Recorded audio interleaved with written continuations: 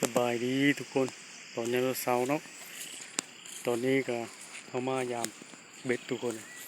แล้วก็มาแต่บ้านมาหัวหน้าเลยพอดีเอามายามเบ็ดหัวหน้านี้เลยยันแต่มันร้อนหมดเลยทุกคนเมื่อคืนนี้เฮาเสื้อเยอะมันเธอดีแล้วก็ไม่ได้มาหลับนี่เลยเดี๋ยวเขาสิพยายามมึงไว้มันยังถืออยู่บ่เลยทุกคนใส่เข้ามาไปยามเบ็ดทุกคนมีเธอเลยร้อนเพราะว่าขี้กระเดินมันอ่อนทุกคนเอาไปเสิร์ฟไปเลยขี้กระเดินอ่อนแล้วมันร้อนไหมนะทุกคนเดี๋ยวมื้อแรงเอาสิไปเสิร์ฟไหมเขาพอทอนเป็นว่าโซนเอาเขตว่ะเขตทรายเขตนี้มาเสิร์ฟทุกคนว่ามันป่าคอป่าดกมันสิกินดีนะทุกคนถ้าเบิ่งแล้วก็ไม่ได้ไปโซนกันน่าจะเอาขี้กระเดินเสื้อคือเก้าทุกคนบ่ได้มื้อนี้บ่มานตอนเช้านี่บ่คือคืนนี้ทุกคนทุกคนมื้อนี้เฮาบ้านมื้อนี้ไม่ได้ไปใส่ทุกคนว่าสิไปซื้อเบ็ดก็มันคึ้มมันเลยฝนมันก็จะตกถ้าเป็นมื้อแรกเฮามาบ้านเฮามาอันนั้นหลานทุกคนหลานขึ้นมาจากสวรรค์โตมา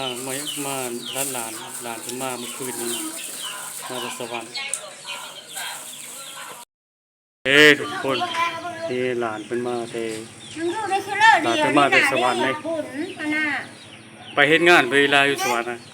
ไปเฮ็ดงานร้านอาหารงานอาหารทุกคนไปก็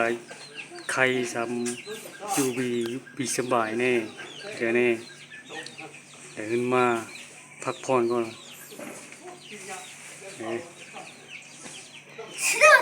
ให้อุปกรณ์ฟุตฟุตปีกหน้าก่อนบุญไปเฮ็ดงานไปเลยงานร้านอาหารมึงงานไปเลยวะงานอาหารไปงานร้านอาหารนะไปเฮ็ดงานกับไปได้เฮ็ดการเฮ็ดงานทุกคนเพราะว่าบิสบายเป็นใครนี่นะหลานของเขาเองของมันนี่นะใส่ขึ้นมาแต่สวรรค์คน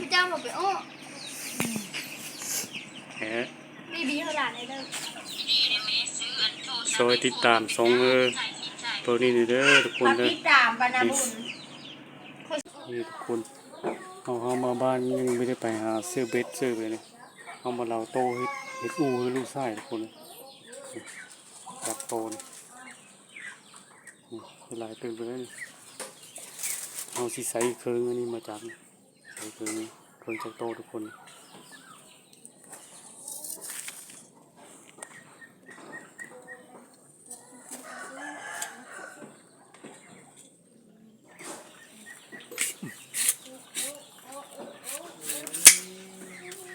มันจะได้ไว้มันเท่าเลยทุกคนใส่ใบกบพระ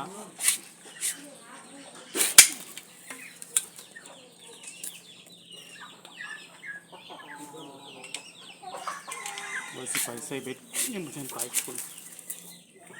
ถ้ามือบ้านนี่ไปแล้วว่าสิไปใส่เบ็ดสบายทุกคน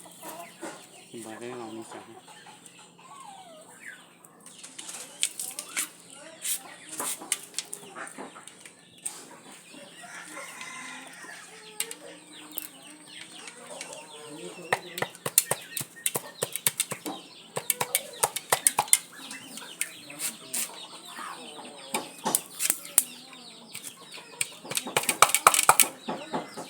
ต้องดึงแห้งขาตาม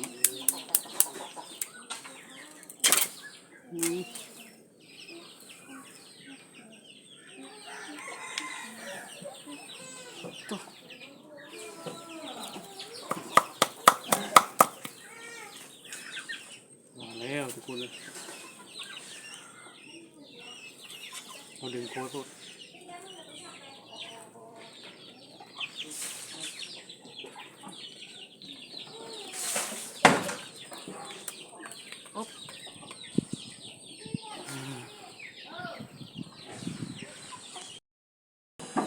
เขาจักมันฆ่าทีนี้คน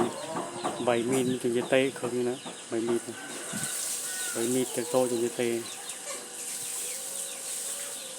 เดี๋ยวเรามาฟันเอาตัวเป็นเส้นยาวๆนี่ทุกคนนะเดี๋ยวเราซื้อมาจากโตเองนี่นะ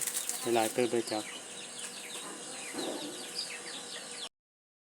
กโตก็มีแล้วเริ่มทุกคนเอาสีเอาไปหน้าก็มาเนี่ยเอาไปเกิดหมูเกิดไก่ตัวนี้นี่หมูเมย์เพิ่นอยู่บ้านเป็นเท่าเมย์เพิ่นนี่จากโตก็ได้หลายเส้นเตอร์ของยังมีโพทุกคนเดี๋ยวสิมาตัดเอาตัวมันยาวนี่ตัดตัวนี้เดี๋ยวก็มาจากมือน่าจะสารได้น่าจะเลี้ยวนะเดี๋ยวเขาเซลไปหน้าเขามาเนี่ย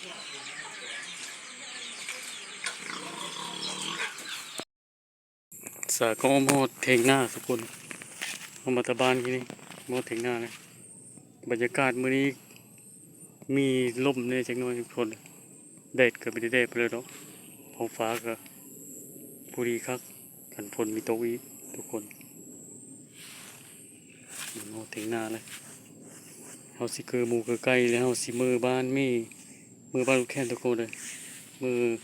ซื้อเบ็ดขุดขี้เดือดซื้อเบ็ดเลยแมลงเฮ็ดคลิปบี้ทุกคนเอาไปเหล่าโตมือบ้านลงเดินไปเหล่าโตจากโตเซตอูคือรูเลยทุกคนเลย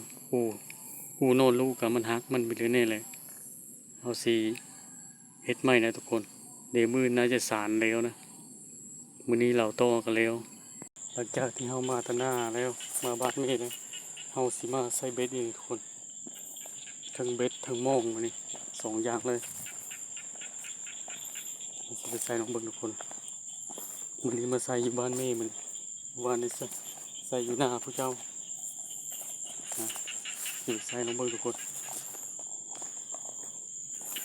ตามไปนำกันเนาะกำลังค้ำคน6 โมงปลายเกือบ7 โมงเราสิมาซื้อลงเบิ่งเพราะว่าน้ำมันก็ลงนะครับย่างทุกคนเลยซื้อหม้อพร้อม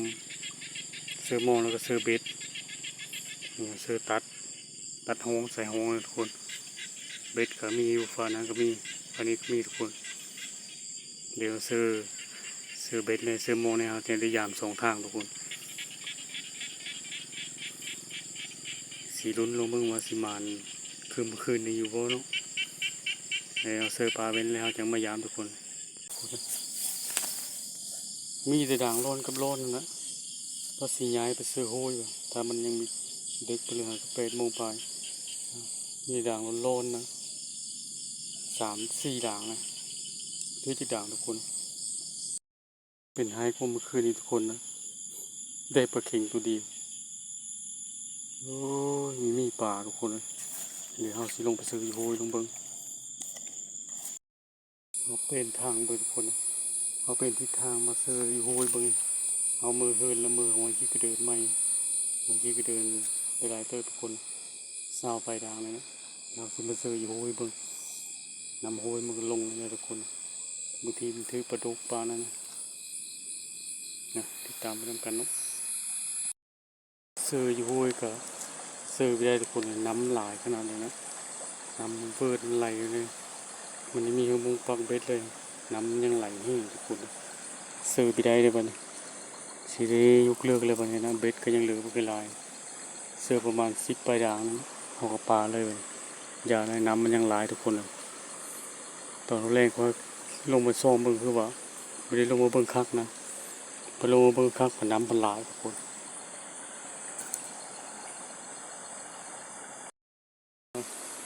วันนี้เฮาสีกับมือเลยทุกคน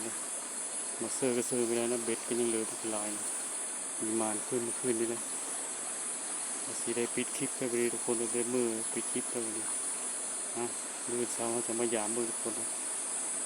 สบายดี